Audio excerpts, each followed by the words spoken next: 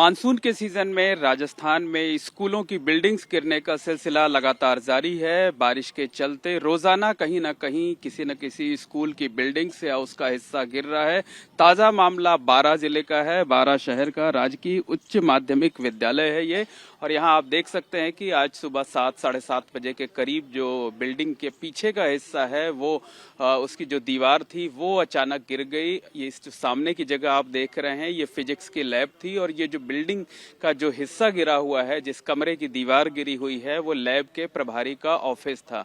Building जो है पहले से ही जर्जर कंडीशन में थी, इसलिए स्कूल का दावा है कि पिछले साल ही यहाँ पर जो लैब है उसे बंद कर दिया गया था। आज सुबह जब हल्की बूंदाबांदी हो रही थी तब ये पीछे का हिस्सा जो है वो भरा कर गिर गया है, और जो बाकी हिस्सा बचा हुआ है जो आप देख सकते हैं बेहद खराब हालत में है। कभी भी ये पीछे का हिस्सा भी गिर सकता है।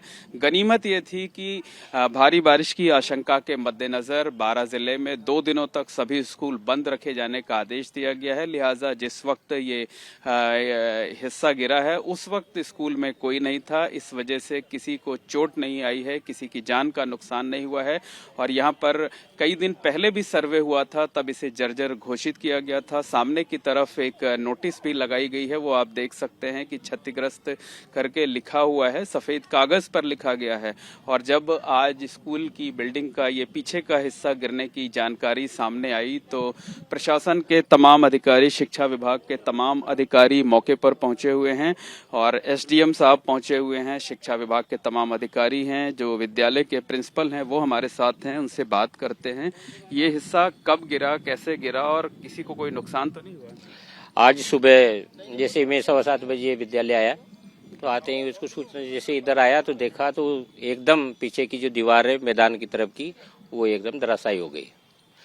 बच्चों की छुट्टी थी और इधर से काफी समय से हमने ये जर्जर घोषित करके बोर्ड लगा रखा था जिसमें इधर बच्चों का आना वर्जित था। क्लास वगैरह कोई सब बंद कर रखी थी पिछली बार से। क्या इसकी कोई मरम्मत वगैरह नहीं कराई गई? पिछली बार अंदर की साइड में कुछ पत्थर गिरे थे तो उसकी मरम्मत मेरे द्वारा करवाई गई थी। वो दीवार तो बिल्कुल कंप्लीट है, लेकिन पीछे की जो दीवार थी वो सही थी, और अधिक वर्षा होने के कारण पीछे की दीवार आज सुबह ढह गई।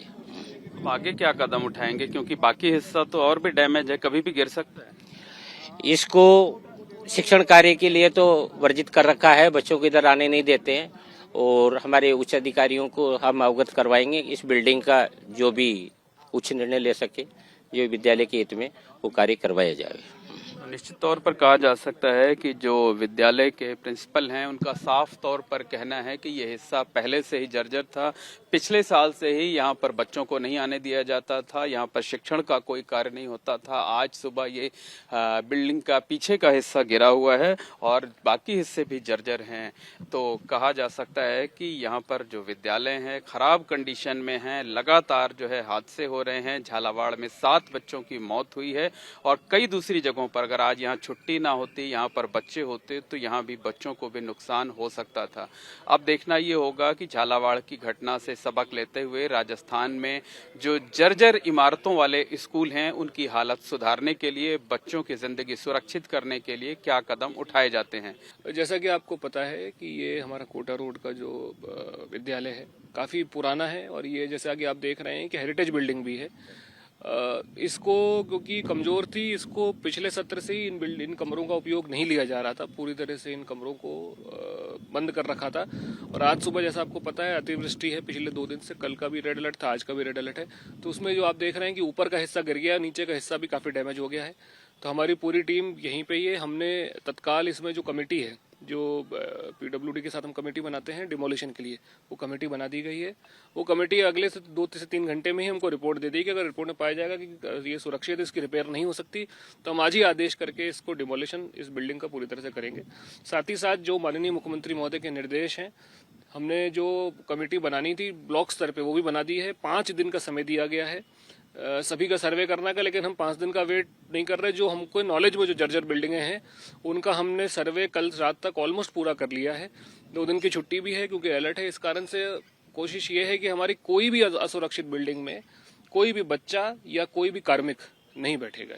देखिए, जल भराव ना हो ऐसा होना तो बड़ा मुश्किल है, क्योंकि जैसे आपको बारिश का भी पता है 900 क्या 1000 mm के आसपास बारिश जुलाई माह में ही 12 जिले में हो चुकी है। कल का भी मैं अटरू की बात करूं, किशनगंज की बात करूं तो 150 mm के आसपास बारिश हुई है। तो देखिए जल भराव तो होगा। हमारी कोशिश ये है कि शहरी क्षेत्र में तो जैसे जल भराव हो तो हमारी कोशिश ये रहती है कि 2 से 3 घंटे में वो पानी निकल जाए, स्टैंड स्टिल ना रहे कहीं पे भी। तो शहर में भी जैसे कल पानी हुआ था वो रात तक सारा निकल गया था क्योंकि नालों के थ्रू चला गया था। ग्रामीण क्षेत्रों में एक अहमदी एरिया है किशनगंज का, वहां पे बहुत ज्यादा बारिश हुई थी और पास में एक डैम भी है, उसके कारण टापू बना था कुछ समय के लिए। लेकिन एसडीआरएफ की टीम, सिविल डिफेंस वहां पे पूरे टाइम थी, हमारे एसडीएम भी वहीं थे। जब तक पानी उतरा नहीं, ग्रामीणों को बोट के माध्यम से कुछ को निकाला गया, हमारी टीम वहीं पर रही थी। साथ ही साथ एहतियात के तौर पर हमने ये भी व्यवस्था करी है कि हमने चिन्हीकरण कर रखा है प्रेग्नेंट लेडीज का, बीमार लोगों का, उनको भी हमने लोगों वहां से पहले से निकाल लिया है।